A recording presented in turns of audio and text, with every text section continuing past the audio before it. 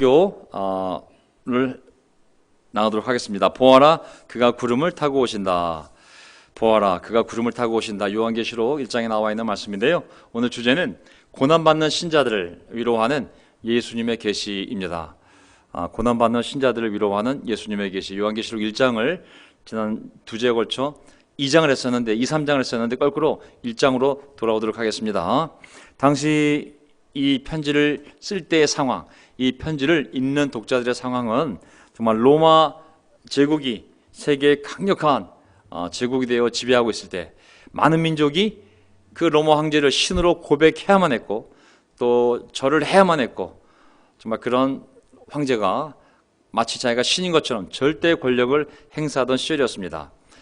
모든 사람들은 그를 왕으로 모셔야만 했고 그를 숭배해야만 했고 찬양하고 예배해야지만 먹고 살 수 있는 그런 구조화에서 크리스천들이 참으로 고통을 당하던 시간이었습니다.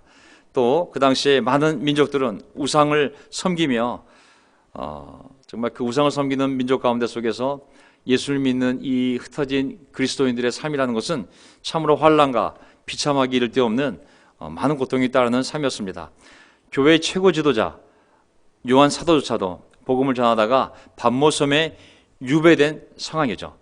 정말 현실에 대한 두려움, 최고의 지도자도 정말 섬에 유배가 되어 있고 도대체 우리가 어떻게 될 것인가, 하루하루 먹고 사는 것뿐만 아니라 숨쉬는 것조차도 두려운 그러한 현실 속에서 어떤 사람들은 예수님을 부인하고 배교하고 배도하는 약한 자들이 나오기 시작했습니다. 이제 남은 자들을 위로하고 이 땅에서 그들이 끝까지 이 믿음을 지킬 수 있도록 예수님이 직접 그 교회들에게 계시를 보여줘야 할 필요성 속에서 바로 이 patmos섬에서 사도 요한이 예수님으로부터 직접 계시를 받게 됩니다. 그 내용이 바로 요한계시록이고 그 요한계시록에 나와 있는 그 위로의 말씀 중에 한 구절이 보아라, 그가 좀 있으면 구름을 타고 오신다고, 반드시 오신다고, 너희는 그러한 것을 믿고 이겨내야 된다고.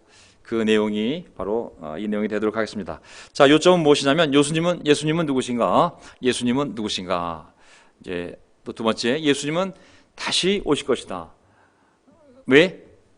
믿는 자들을 구원하시고 그리고 끝까지 믿지 않는 자들을 심판하기 위하여 반드시 역사를 마무리하기 위하여 그 종말을 위하여 반드시 오신다는 것. 세 번째, 예수님의 손안에 있는 교회들. 근데 오늘 세 번째 포인트는 못할 것 같습니다. 교회들은 예수님의 손안에 있거든요.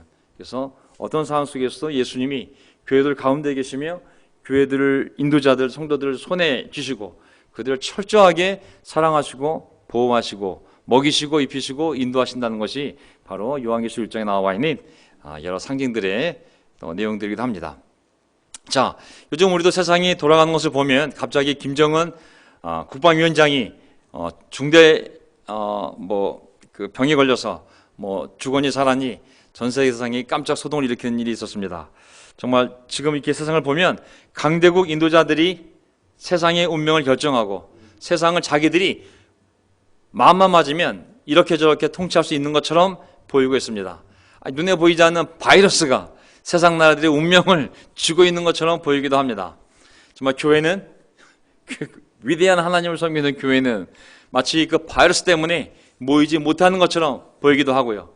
도대체 세상이 어떻게 흘러가는 것인지 바로 이러할 때에 우리가 바라봐야 될 것은 바로 하나님의 말씀입니다.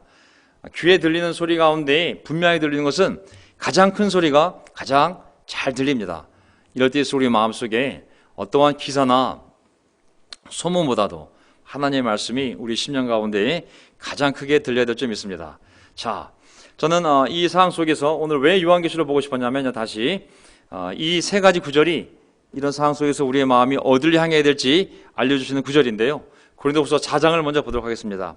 고린도후서 4장 17절 보게 되면 지금 우리가 겪는 일시적인 가벼운 고난은 비교할 수 없을 정도로 영원하고 크나큰 영광을 우리에게 이루어 줍니다. 우리는 보이는 것을 바라보는 것이 아니라 보이지 않는 것을 바라봅니다. 아멘.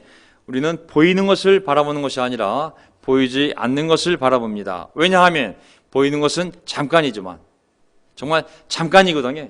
결국은 다 지나갈 거거든요. 다 사라질 거고, 눈에 보이는 것들은 사람이 되었던, 고난이 되었던, 기쁨이 되었던, 열망이 되었던, 무엇이 되었던지 간에 보이는 것은 언젠간 사라질 거고 다 지나갈 것이거든요. 하지만 보이지 않는 것은 영원하기 때문입니다. 그래서 우리는 영원한 가치를 지닌 것들을 계속 바라보며 이 어려운 시간 우리의 삶이 좌로우로 치우치지 않도록 계속 하나님을 바라보며 나아갈 수 있도록 오늘 이 시간에도 하나님의 말씀을 또한 함께 보도록 하겠습니다. 또 두 번째, 무엇을 바라봐야 될까요? 히브리서 3장 1절. 그러므로 하늘의 부르심을 함께 받은 거룩한 형제자매 여러분, 거룩한 명동교회, 또 이 말씀을 듣고 있는 모든 형제자매 여러분, 우리가 고백하는 신앙의 사도요, 대제사장이신 예수를 깊이 생각하십시오. 우리 신앙의 사도요, 대제사장이신 예수를 깊이 생각하십시오. 왜냐하면 건너뛰어서 6절을 보게 되면 그리스도는 아들로서 하나님의 집안 사람을 성실하게 돌보셨습니다. 우리가 하나님의 집안 아니겠습니까? 오늘 이 시간에도 우리 신앙의 사도요, 이 성전의 대제사장이신 예수님께서 우리를 돌보시고 계십니다. 아주 성실하게 돌보시고 계십니다. 그렇기 때문에 우리는 상황에 압도되지 말고 우리를 성실하게 돌보시는 이 집에 바로 사도이신 또 대제사장이신 예수님께 우리 눈을 고정시키며 계속 우리의 마음과 삶의 중심을 잡아가야 할 줄 믿습니다. 또 세 번째, 우리가 무엇에 우리의 마음의 중심을 잡아야 되냐면요, 히브리서 12장 2절, 믿음의 창시자요 완성자이신 예수를 바라봅시다. 그는 자기 앞에 놓여있는 기쁨을 내다보고서 부끄러움을 마음에 두지 않으시고 십자가를 참으셨습니다. 저는 지금 어떤 상황이든지 되었든지 간에 정말 앞으로 펼쳐질 놀라운 하나님의 약속을 바라보며 계속 예수님께 우리의 생각과 우리 삶의 기준을 고정시키며 나아가야 되는 줄 믿습니다. 눈에 보이는 것이 아니라 눈에 보이지 않는 영원한 것, 바로 이 교회 집안을 성실하게 사랑으로 인도하시는 바로 머리이신 예수 그리스도를 바라보며 또 그분이 눈앞에 있는 고난을 어떻게 이겨냈습니까? 장차 있을 기쁨을 생각하며 그가 모든 부끄러움을 십자가를 참으셨다고 말씀하신 것처럼 우리도 혼란스럽고 우리가 알 수 없는 많은 일이 벌어지지만 결국은 다 지나갈 것이요 오직 하나님의 나라만이 굳건히 서 있는 것을 믿으시고 우리가 우리의 마음과 생각을 하나님의 말씀에 또 하나님의 능력과 지혜와 능력에 고정시키는 시간이 되기를 바라겠습니다. 자, 이러한 내용을 가지고 제가 요한계시록 말씀을 준비했는데요. 어떤 분들은 지금 집에 들어오셔서 막 옷을 갈아입으시고 어떤 분들은 또 집으로 가고 계신 분도 계실 테고 또 어떤 분들은 이 설교를 또 오늘 찬양을 내일이나 아니면 주말이나 아니면 한 달 뒤에 또 어떤 분들은 정말 우연히 성령님의 인도로 이 설교를 들으시는 분도 계실 줄 믿습니다. 그래서 이 설교가 여러분의 삶에 큰 위로가 되기를 바라고 또 격려와 또 방향이 되기를 기도를 드립니다. 자, 오늘 1장을 보게 되면 1, 2, 3절은 우리가 했기 때문에 여기저기서 했기 때문에 오늘 4절, 5절 들어가 보겠습니다. 나 요한은 아시아에 있는 7교회에 이 편지를 씁니다. 지금도 계시고 전에도 계셨고 또 앞으로 오실 분 누굴까요? 지금도 계시고 전에도 계셨고 앞으로 오실 분, 그것은 바로 하나님, 성부 하나님에 대한 묘사이기도 합니다. 바로 그분과 그의 보좌 앞에 있는 7영, 그럼 이분은 바로 누굴까요? 바로 성령님이겠죠. 그리고 또 신실한 증인이시요 죽은 사람들의 첫 열매이시요 땅 위의 왕들의 지배자이신 예수 그리스도께서 내려주시는 은혜와 평화가 여러분과 함께 있기 바랍니다. 인사말인데 바로 삼위일체 하나님, 성부, 성자, 성령에 대해서 이렇게 묘사하며 시작을 했습니다. 한마디 한마디가, 한 단어 한 단어가 바로 그렇게 어려운 상황에 있는 그 압제 속에서 절망하며 희망을 잃어가는, 눈에 보이는 것이 손에 잡힐 희망이 없는 것처럼 보이는 그런 어려운 상황에 있는 성도들에게 주신 말씀이다 보니 그냥 쓴 표현이 아니라 거기에는 그 단어들을 들으면서 그들에게 용기와 격려를 주기 위한 분명한 뜻이 있지 않겠습니까? 먼저 여기 보게 되면 우리 성부 하나님에 대해서, 그분은 정말 영원 전부터 계셨고 지금도 계셨고 앞으로 반드시 오실 분이라고, 하나님은 절대 변하시는 분이 아니라고, 영원하신 불변하지 않는 그 하나님이 우리 구원 때부터 시작해서 지금 이 환난의 가운데 속에서도 하나님은 우리랑 함께 계시고 반드시 우리를 구원하기 위하여, 악인들 심판하기 위하여 오실 거라는 거, 그렇게 묘사하면서 또 백성들을 위로하는 것이죠. 두 번째 보면 성령님에 대해서도 그의 보좌 앞에 있는, 하나님 보좌 앞에 있는 일곱 영이라고 했습니다. 일곱이란 이 숫자, 요한계시록에 보면은 참 숫자가 많이 나옵니다. 3이라는 단어, 또 7이라는 단어, 또 10이라는 단어, 계속 반복해서 등장하는 어떤 의미 있는 어떤 상징적인 숫자들이거든요. 여기 보면 일곱이라는 단어는 그 밑에 성령님에 대해서 하나님 아버지를 옛날에도 계셨고 지금도 계시고 다시 오실 그분이라고 묘사했다면, 성령님은 일곱 영으로 묘사했습니다. 일곱이라는 것은 0일곱이라는 뜻이 아니라 일곱이라는 숫자가 가지는 완전함을 의미하는 거거든요. 여기 보면은 창세기도 7일 만에 7일의 간격을 두고 완성이 되지 않았습니까? 완전히 충만하게 창조된 세상, 그건 7일 안에 이루어진 것입니다.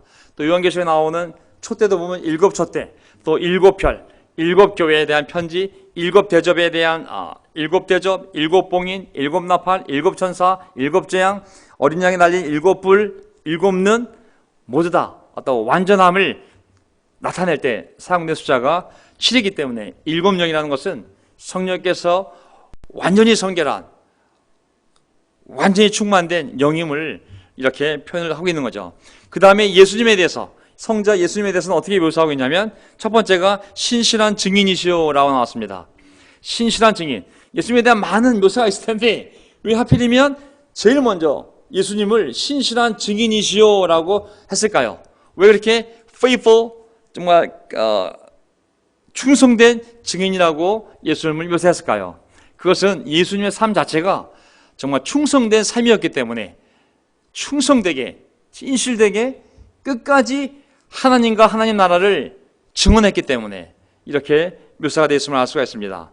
자기의 생명을 들여서 죽기까지 하나님을 증언했기 때문에, 그 증언이 이루어져야지만이 하나님의 구원 사역이, 하나님의 새 언약이 이루어지기 때문에, 그 새 언약이 이루어질 수 있도록, 하나님의 구원 계획이 완성될 수 있도록 죽기까지 신실한 증인으로 사셨기 때문에 그분을 이렇게 묘사했음을 알 수가 있습니다.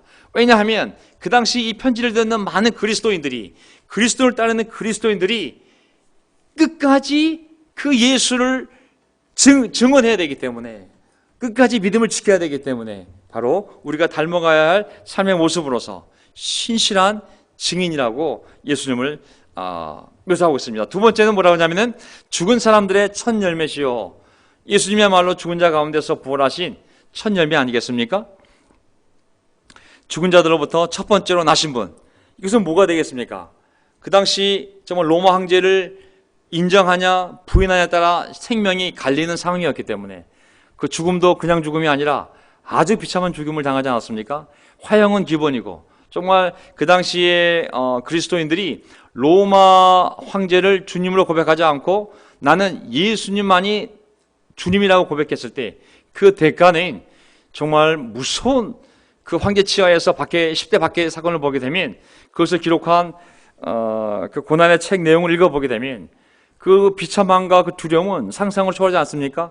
원년 경기장에서 크리스천들을 풀어서 굶주린 사자의 밥이 되게 하고, 정말 크리스천들을 짐승의 껍데기 안에 다 팔다리를 끼워서 굶주린 개들을 풀어 뜯어먹게 하고, 진짜 우리가 상상도 못할 일들이 산 사람을 통으로 꿰어서 정원을 밝히는, 기름을 칠해서 정말 정원을 밝히는 도구로 사용하고, 그 묘사를 보면 얼마나 처참하게 그리스도인들이 고통 속에서 그 신앙을 지켰는지 정말 상상을 초월합니다.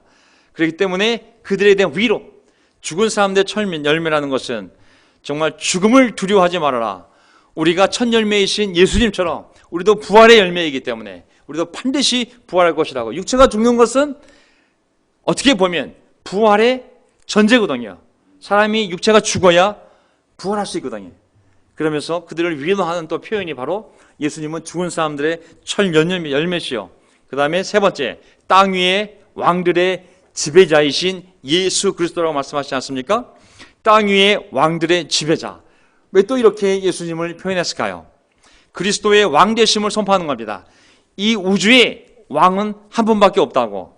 그 당시에 그리스도인들을 압제하는 로마 황제, 그리고 그 황제 밑에서 각 지역을 다스리고 있는 세상 권세들, 그런 사람들이 이 땅의 진정한 통치자, 지배자가 아니라 오히려 그들은 하나님의 심판을 받으면 연기처럼 사실 자요, 오직 그리스도만이 이 땅의 참된 지배자요, 그 왕들을 통치하시는 지배자임을 그들에게 알려줌으로 말미암아 두려워하지 말라고.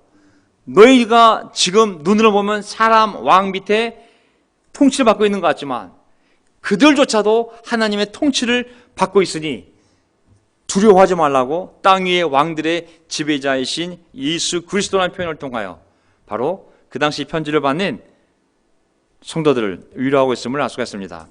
바로 그분으로 성부, 성자, 성령으로부터 큰 은혜와 평화가 여러분에게 있기를 빕니다 하고 인사가 시작이 되는 겁니다. 자, 그러면서 예수님에 대해서 이제 더 구체적으로 설명이 들어갑니다. 우리를 사랑하시며 자기의 피로 우리의 죄에서 우리를 해방하여 주셨고, 6절, 그의 아버지 하나님을 위하여 우리를 나라와 제사장으로 삼으신 그에게 영광과 능력이 세세토록 있기를 원합니다. 원하노라. 제가 다른 번역본을 갖고 왔는데, 그리고 아멘. 자, 여기 보게 되면 우리를 사랑하시어 자기의 피로 우리의 죄에서 우리를 해방하여 주셨고, 그의 아버지 하나님을 위하여 우리를 나라, 하나님의 나라, 하나님 나라의 제사장으로 삼으신, 아니면 제사장 나라로 삼으신 그분에게 영광과 능력이 세세토록 있기를 원합니다. 그리고 아멘. 반드시 그렇게 될지어다. 아멘. 여러분도 집에서 아멘 하시기 바랍니다. 아멘. 신앙에서 중요한 단어, 정말 아멘. 아멘 정말 중요한 단어입니다. 아멘. 진심을 다하여 아멘 할 때 아멘이 아무리 넘쳐도 그거는 결코 부족하지 않습니다. 넘치지 않습니다. 자, 여기 보게 되면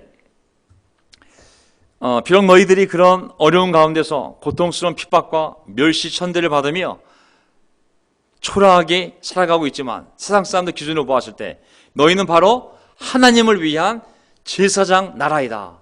굉장히 비전 아니겠습니까?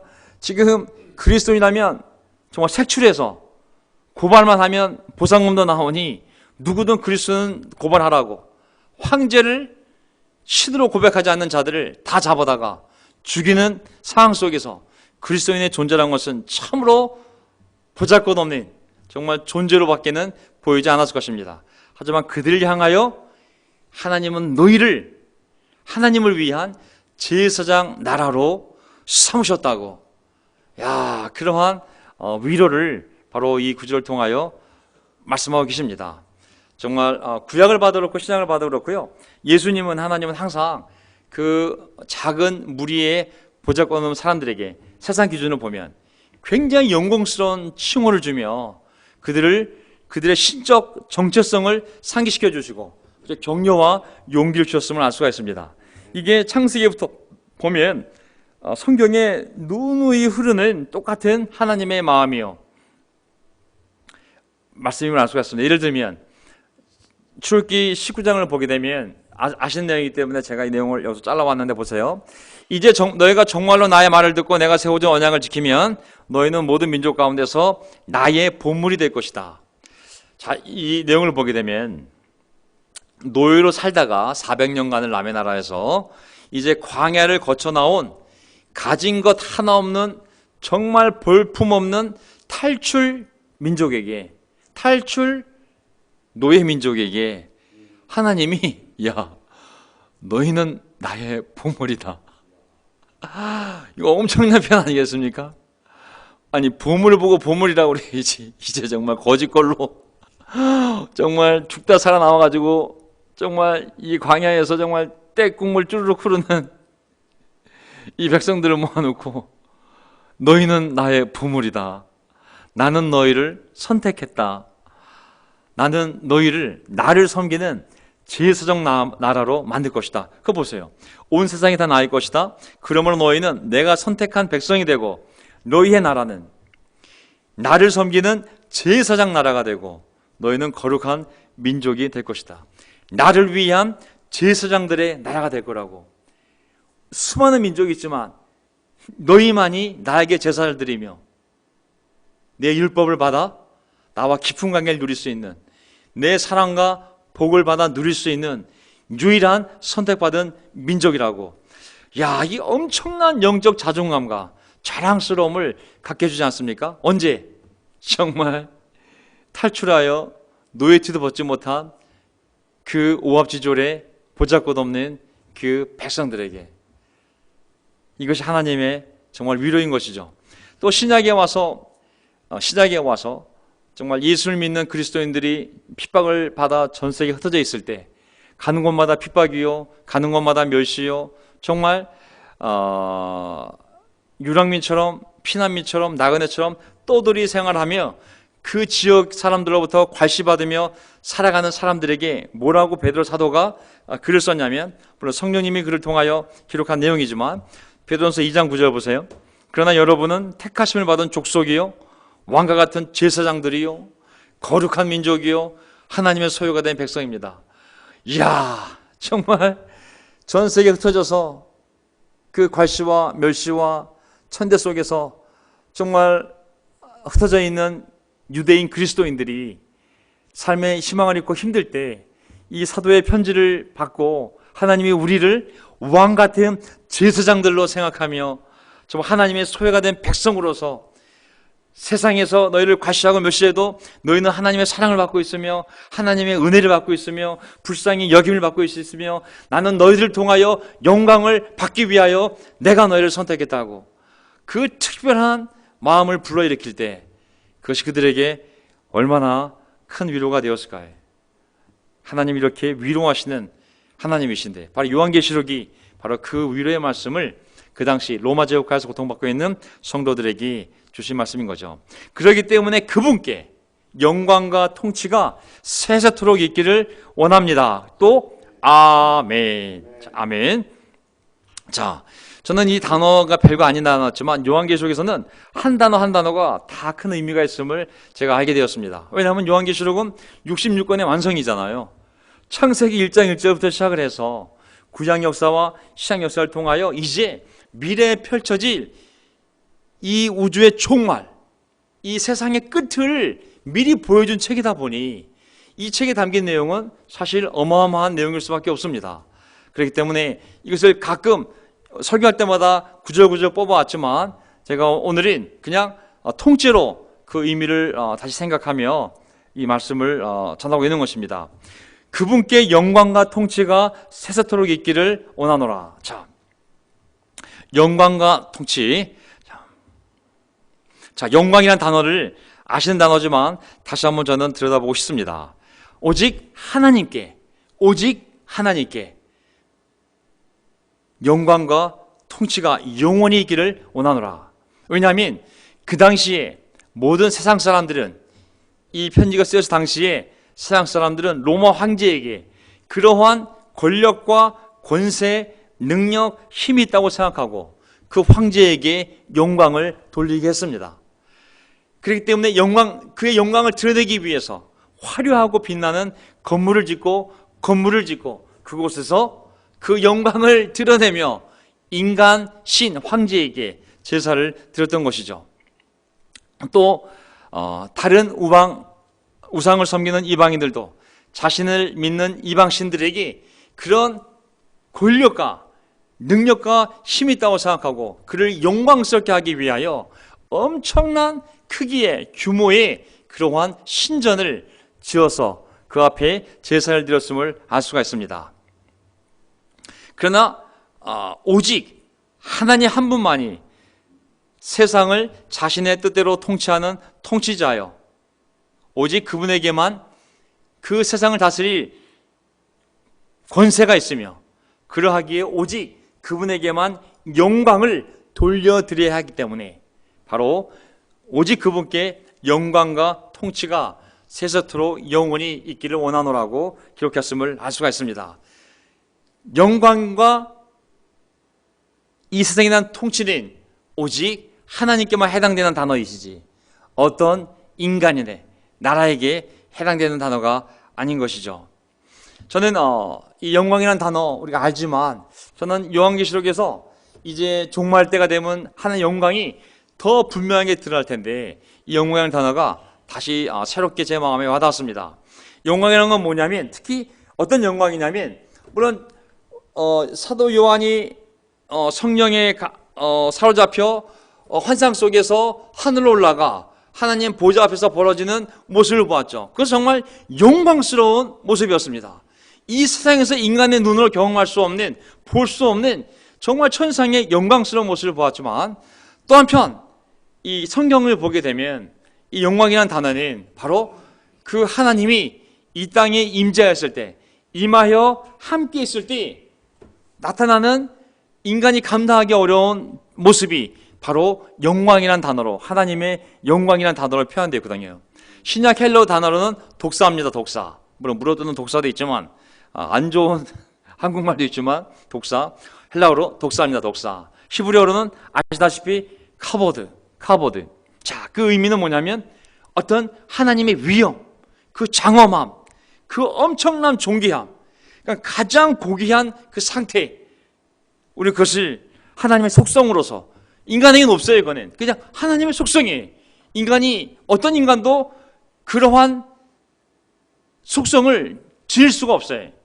오직 하나님의 지은 속성인데 그러한 속성이 거룩함이 이 땅에 드러났을 때 벌어지는 자연적인 현상들이 바로 영광, 빛날 영자, 빛광자, 영광으로 표현함을 알 수가 있습니다.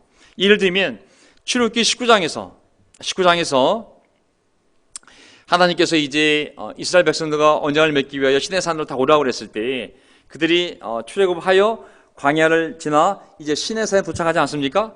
거기서 처음으로 하나님이 백성 사이에 임하시게 되는데 언약을 맺어 쌍방이 있어야 되니까 그 하나님이 거룩한 하나님이 이 땅에 임했을 때 당연히 하나님의 영광이 드러나지 않겠습니까? 그때의 모습이 어떻게 나오겠습니까? 출애굽기 19장 18절을 보게 되면 그때에 시내산에는 주님께서 불 가운데서 그곳으로 내려오셨으므로 온통 연기가 자욱했는데 엄청난 연기가 왜냐하면 이 하나님의 이 땅에 임하실 때 이 자연 피조물이 그 거룩함을 감당하지 못하고 그 존엄함을 감당하지 못하고 그 반응을 하는 거잖아요. 하나님이 이 땅에 임재했다는 현상이 나타나는 거죠. 그게 뭐냐면 불, 엄청난 연기, 그리고 가마에서 나오는 것처럼 뭐 엄청난 연기가 땅에서 솟아오르고 온 산이 크게 진동하는 것. 이 모든 것이 하나님의 영광을 하나님이 우리 가운데 임재했다는 것을 드러내는 영광스러운 모습들인 거거든요. 나팔 소리가 점점 더 크게 울려 퍼지는 가운데 모세가 하나님께 말씀을 아뢰니 하나님의 음성으로 그에게 대답하였다. 영광스러운 모습, 불꽃과 불, 눈부신 빛, 무지개, 엄청난 연기, 천둥, 번개 이런 것들이 바로 하나님이 우리한테 임재했을 때 나타나는 영광스러운 형상들인 거거든요. 에스겔서 1장을 보게 되면 마찬가지로 에스겔도 마찬가지로 하나님의 환상을 기록한 부분이 있지 않습니까? 에스겔서 1장 1절을 보게 되면 그때 내가 포로로 잡혀온 사람들과 함께 그발 강가에 있었다. 구약으로 넘어갑니다. 다시 나는 하나님이 하늘을 열어 보여주신 환상을 보았다. 요한계시록에도 많은 환상이 보입니다.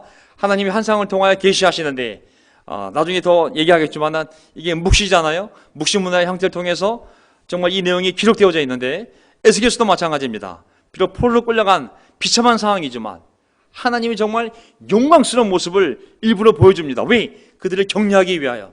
너희가 포로 생활하고 있지만 남의 나라로 포로로 끌려왔지만 수십 년째 노예로 살고 있지만 너희들은 이런 존재이며 내가 이런 놀라운 계획이 있으며 너를 인도할 하나님은 바로 이런 존재라는 것을 이런 환상을 통하여 보여주셨는데 3절 주님께서 바빌로니아 땅의 그발 강가에서 부시의 아들인 나 에스겔 제사장에게 특별히 말씀하셨으며 거기에서 주님의 권능이 나를 사로잡았다.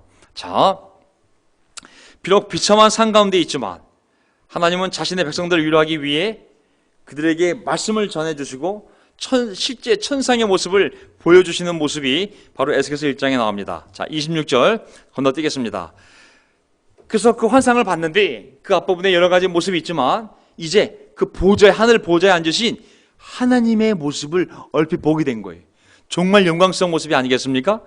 그때 그 모습이 어떻게 되냐면 또 그들의 머리 위에 있는 창공 모양의 덮개 위에는 청옥처럼 보이는 보석으로 만든 보좌 형성을 한 것이 있었고 하나님이 앉아있는 보좌의 모습, 그 보좌 형성 외에는 사람의 모습과 비슷한 형상이 있었다. 하나님의 모습이 사람의 모습과 비슷했대요. 정확하게는 묘사할 수 없는데 어쨌든 하나님의 모습이 보좌가 있고 그 보좌에 사람의 모습과 비슷한 형상이 거기에 있었다고 했습니다. 근데 그 모습이 얼마나 영광스럽냐면 27절 나는 그의 허리에서 보이는 그 위쪽에서 금부치의 광채와 같은 것이 불꽃처럼 안팎으로 그를 둘러싼 것을 보았는데 그의 허리처럼 보이는 그 아래쪽에서도 나는 불꽃과 같은 모양을 보았다. 뭐예요? 광채, 불꽃 같은 모양, 이렇게 그는 광채로 둘러싸여 있었다. 하나님이 임재하는 곳, 그곳은 인간이 감당이 어려운 빛으로 둘러싸여 있었다는 것입니다. 28절 그를 둘러싼 광채의 모양은 비 오는 날 구름 속에 나타나는 무지개같이 보였는데 그것은 주님의 영광이 나타난 모양과 같았다. 주님의 영광이 나타난 모양이 무엇이겠습니까? 바로 무지개 같은 모습, 정말 엄청난 광채로 둘러싸여 있는 모습이 바로 하나님의 영광이 나타난 모습이라고 얘기하고 있습니다. 당연히 그런 모습을 보게 되면 인간은 그냥 다리에 쥐가 나는 건 아니고 다리가 풀려서 그냥 앞으로 쓰러지지 않습니까? 에스겔도 바로 그 앞에 얼굴에 땅을 대고 엎어졌음을 알 수가 있습니다. 자, 저는 이걸 통하여 무엇을 영광과 이 권세 오직 그분에게만, 우리를 제사장 나라로 삼으신 오직 그 하나님에게만 영광과 권세가 영원히 있을 거라고 말씀하셨는데, 저는 이 영광이라는 단어 그리고 이 통치, 지배는 인간이 대통령 이름으로, 왕의 이름으로 여러 가지 모양을 하고 있는 것처럼 보이지만 궁극적으로는 오직 하나님만이 이 세상을 통치하고 있으니, 비록 너희가 로마 황제 치하에서 엄청난 핍박과 박해를 받으며 고통성에 신음하고 있지만 하나님의 영광, 하나님의 권세를 생각하며 그리고 위로를 받으며 우리 그분을 찬양하며 나아가자는 것이 바로 이 내용입니다. 자, 예수님은 다시 오신다. 구원과 심판. 7절 보아라, 그가 구름을 타고 오신다. 그러면서 이제 보아라, 그가 구름을 타고 오신다. 눈이 있는 사람은 다 그를 볼 것이요 그를 찌른 사람들도 볼 것이다. 땅 위의 모든 족속이 그분 때문에 가슴을 칠 것이다. 꼭 그렇게 될 것입니다. 아멘. 보세요. 반드시 다시 오실 것이라고. 너희가 믿는 그 예수님이 반드시 다시 오실 것이라고. 눈이 있는 사람은 다 그를 볼 것이요 그를 찌른 사람, 믿지 않는 사람들, 모든 족속이 다 볼 것이라고. 그리고 가슴을 치며 통곡할 거라고. 왜? 그분이 믿는 자들을 구원하시고 믿지 않는 자를 심판할 때 그 심판이 얼마나 두려운지, 고통스러운 것을 보고 경험하면서 가슴을 치며 통곡할 거라고. 반드시 그렇게 될 것입니다. 아멘. 그 당시 고통받는 유대인 크리스천들에게 바로 이 말씀으로 그들을 위로했던 것이죠. 지금 당장 눈앞에 그리스도인들은 세상의 구경거리가 되고 비참한 죽음을 당하고 마치 만물의 쓰레기 같은 취급을 당하지만 믿음을 지키라고, 예수님이 오신다고. 너희를 비판하는 자들은, 예수를 믿지 않는 자들은, 하나님 믿지 않는 자들은 그들 눈으로 예수님이 오시는 모습을 보게 될 거라고. 그리고 가슴을 치며 통곡하게 될 거라고. 꼭 그렇게 될 것입니다. 덧붙여서 아멘. 저는 이 상황 속에서 저는 우리가 결코 흐트러지지 말아야 될 것이 이 땅에서 좀 먹고 사는 것, 좀 잘 살고 못 사는 것, 좀 가난하게 살고 부자로 사는 것, 좀 건강하게 살고 좀 건강을 잃는 것, 온몸이 완전한 수도 있고 부족할 수도 있고, 이런 것들은 다 지나가지 않겠습니까? 언젠가 다 사라지지 않겠습니까? 우리의 눈이 계속 영원한 것, 하나님을 바라보며 우리의 삶이 천국으로 가고 있음을, 예수님이 오고 있음을 인식하며 그런 본질적이지 않은 것에 우리 마음을 빼앗기기보다는 계속 우리가 복음 안에서 확신을 지키며 또한 하나님의 자녀로서 거룩하게 살며 그 거룩함을 세상에 드러내는 제사장 나라로서 우리가 살아가는 것을 더 깊이 확신을 갖게 되기를 바라겠습니다. 오늘 시간이 없어서 오늘 하다가 멈추게 되었는데요. 자, 여기까지만 끝내겠습니다. 구름 타고 오신다고 했으니까는 구름 타고 오는 모양만 제가 정리하고 끝내겠습니다. 마태복음 24장을 보게 되면 그때의 인자가 29절, 그때의 인자가 올 징조가 하늘에서 나타날 것인데, 그때란 것은 정말 종말의 마지막 날, 예수님 이 땅에 오신 날부터 시작해서 십자가에 달려 죽으시고 그리고 다시 오실 때까지가 종말의 시대인데, 우리가 종말에 살지 않습니까? 종말의 끝, 그 마지막 날에 인자가 올 징조가 하늘에서 나타날 터인데, 그때는 땅에 있는 모든 민족이 가슴을 치며, 예수님이 미리 말씀하셨잖아요. 마태복음에서 가슴을 칠 거라고. 인자가 큰 권능과 영광에 쌓여 권세와 영광이 나오죠. 하늘 구름을 타고 오는 것을 보게 될 것이다. 구름은 하나님의 임재 때 빠지지 않는 영광스러운 모습 중에 하나입니다.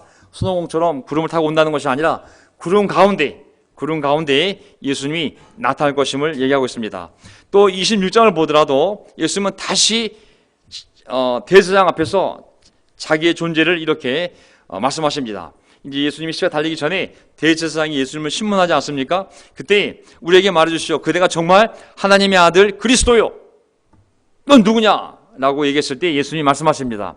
20장 64절, 예수께서 그에게 말씀하셨다. 당신이 말하였소. 그대가 내가 당신들에게 다시 말하오. 그러나 내가 당신들에게 다시 말하오. 이제로부터 당신들은 인자라는 것은 바로 더 나중에 공부하겠지만은 하나님의 아들, 미래에 올 재림 예수에 대한 독특한 표현이지 않습니까? 인자가 권능의 보좌 오른쪽에 앉아 있는 것과 하늘 구름을 타고 오는 것을 보게 될 것이요.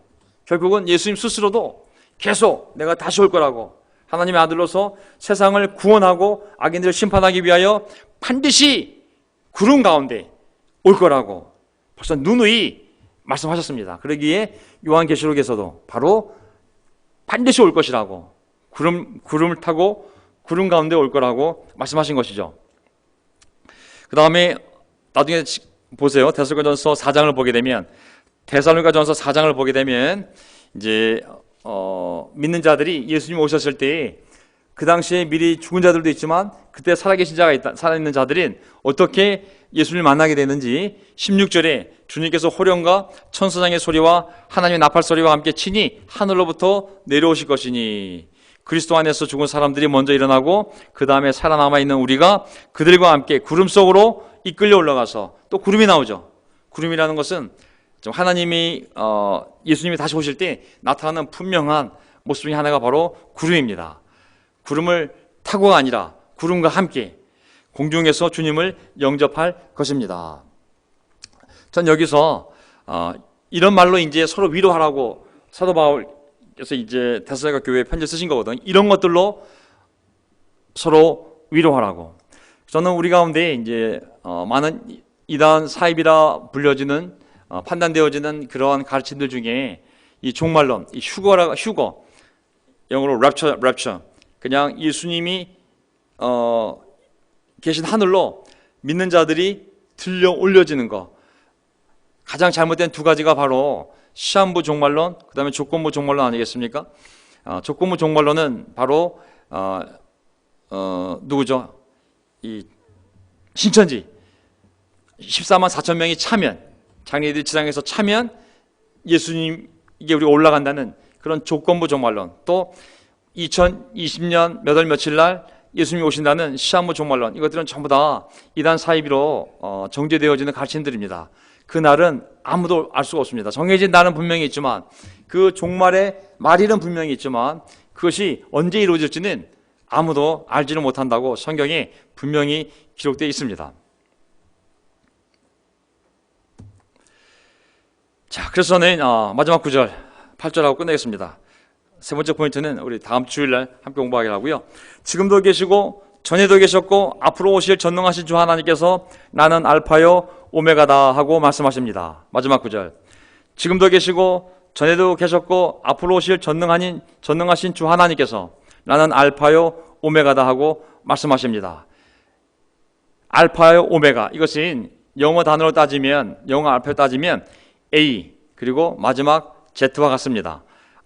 헬라어 문자의 첫 글자가 바로 알파고 마지막 글자가 오메가입니다. 이것은 무엇이겠습니까? 하나님께서 나는 역사의 시작이자 역사의 마지막이라고, 내가 인간의 역사를 만들었고 인간의 역사를 내가 찍을 거라고, 내가 우주를 창조했고 우주를 끝내는 것도 나라고, 인간의 역사는 내가 인도해 가고 있고 내가 반드시 그 끝을 반드시 끝낼 주권을 가지고 있다고, 내가 세상을 창조하게 됐지만 내가 심판할 거라고, 지금 하나님께서 지금 상황도 다 보고 계시고 알고 계시고 그분의 계획대로 지금 역사가 흘러가고 있으며 하나님이 시작한 세상을 반드시 하나님 스스로 끝낼 거라고, 결국은 이 세상을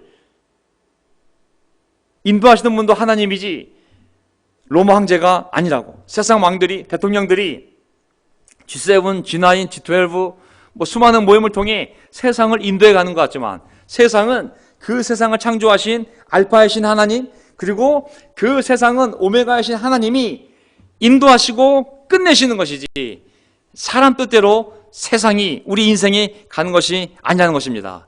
로마 황제가 너희를 핍박하고 있지만 로마 황제가 이 세상을 인도하는 것이 아니라, 그리고 이 세상을 지금 지배하고 있는 것은 트럼프 대통령이나 문재인 대통령이 아니라 바로 하나님께서 알파요 오메가로서 이 모든 나라들의 운명과 우리 각자의 삶을 시작하신 분이 반드시 그분께서 끝내실 것을 말씀하고 계신 것이죠. 우리의 인생도 하나님이 시작하셨고 우리 인생도 하나님이 끝내실 줄 믿습니다. 속히 지나가겠지만 이 땅에 살아있는 동안 우리 인생도 우리의 주권자가, 우리가 주권자가 아니라 하나님이 우리 인생의 주권자가 되어서 그분의 때에 그분의 방법으로 그분의 장소에서 그분이 우리의 마지막 호흡을 가져가실 것입니다. 우리는 모든 나라와 우리 인생의 알파요 오메가이신 주권자이신 하나님을 인정하며 그분 앞에 겸손히 하루하루 물으며 살아가는 신앙을 가져야 되겠습니다. 제가 기도하고 바로 마지막 찬송 부르고 마무리 짓도록 하겠습니다.